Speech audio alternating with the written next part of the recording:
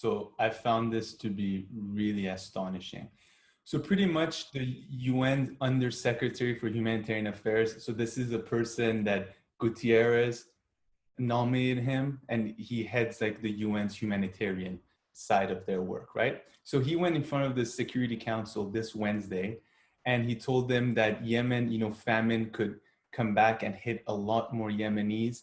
And the reason for that is, and he singled out these countries, and I'll tell you why he singled it out, and it's that the UAE and Saudi Arabia and Kuwait as well, but forget about Kuwait, UAE and Saudi Arabia have given a total of $0 to the UN humanitarian appeal for Yemen this year. So the UN humanitarian appeal is this huge appeal that they put out every year, and it kind of includes the appeals that a lot of other smaller UN organizations and non-UN organizations, they all come a part of this.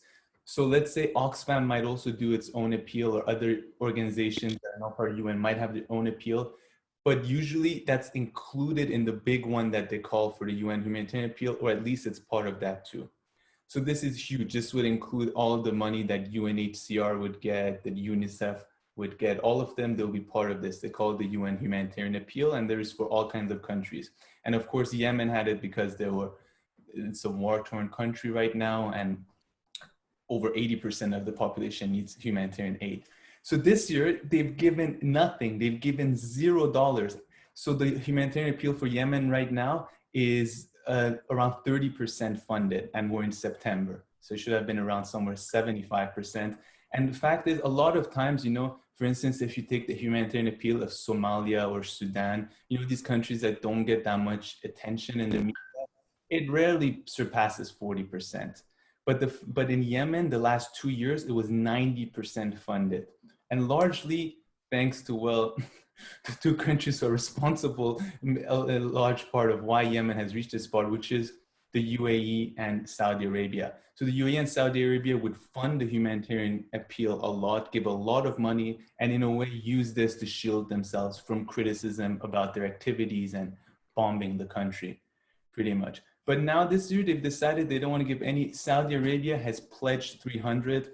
And once again, the head of the UN Secretary General, the Under Secretary General for humanitarian side of the UN said that, pledging money and not giving it is terrible, making such promises. And this is a big tactic. When I first did my first internship at the UN, someone told me that, a lot of time the Saudis and other countries too, but especially Saudis are known for this. They pledge money. So then they put out the press release, Saudi Arabia will give X million dollars to blah, blah, blah.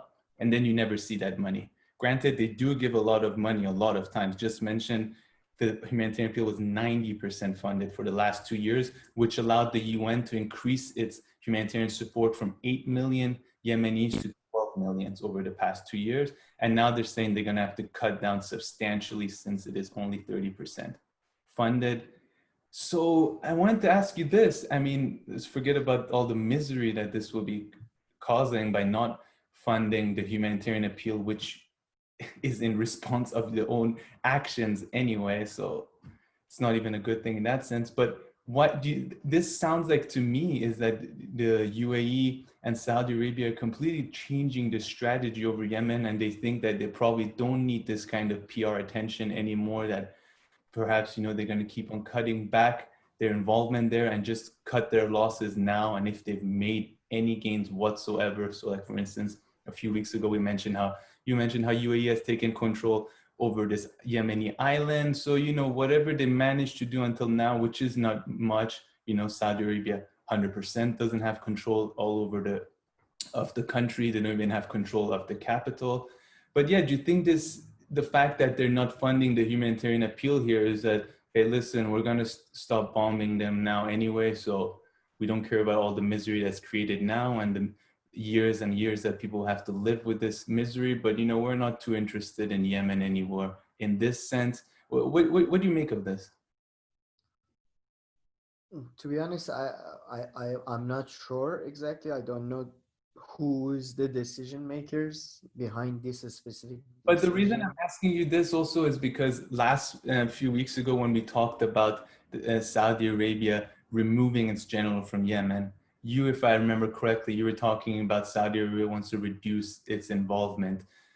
if I'm not mistaken. So I hope I'm not putting words in your mouth again. And I feel like this further confirms that. Yeah, there were some leaks, I think about 2 years ago, that Mohammed bin Salman was looking to ways to reduce Saudi involvement in the region, and the situation seemed to have evolved into a stalemate at this point. Although it is hard to believe that Saudis will allow a Shia government to exist, a Shia-led government or a Shia government, it's not quite clear, exist right at its border. I'm not quite clear on that, but I do think, generally speaking, especially they're facing huge economic issues right now because of oil prices and partially because of the Yemeni war. So I do think, yes, they're trying to reduce their uh, presence there. I agree with you. It's probably now they see less reasons for so because these things, I personally think these type of charitable action are largely state propaganda, right? It's buying you good press and all that. So I think they see less reasons for that. And yeah, kind of makes sense. Yeah, now that they're probably gonna pull back at some point soon as well, um, from the war.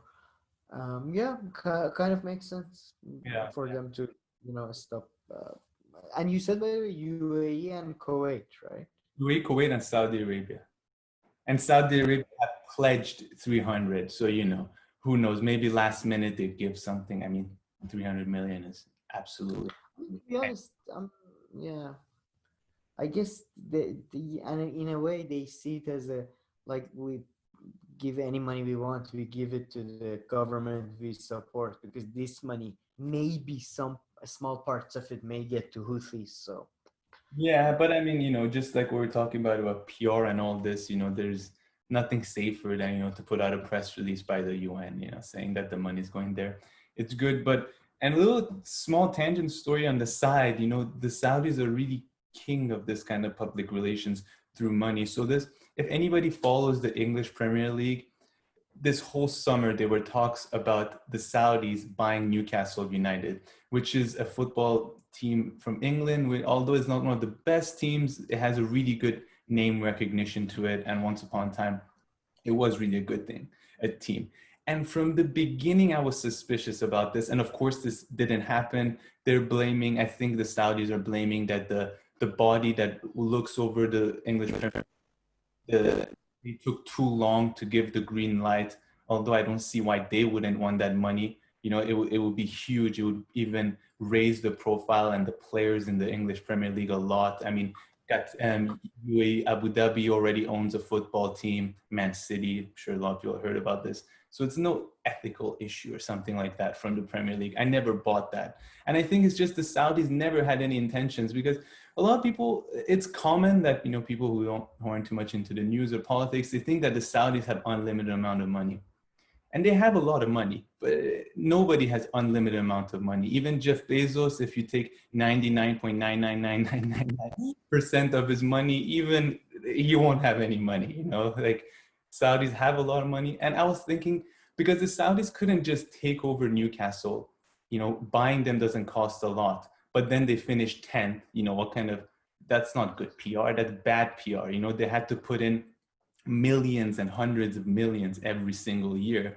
And I didn't see them at this time, being really willing to do that.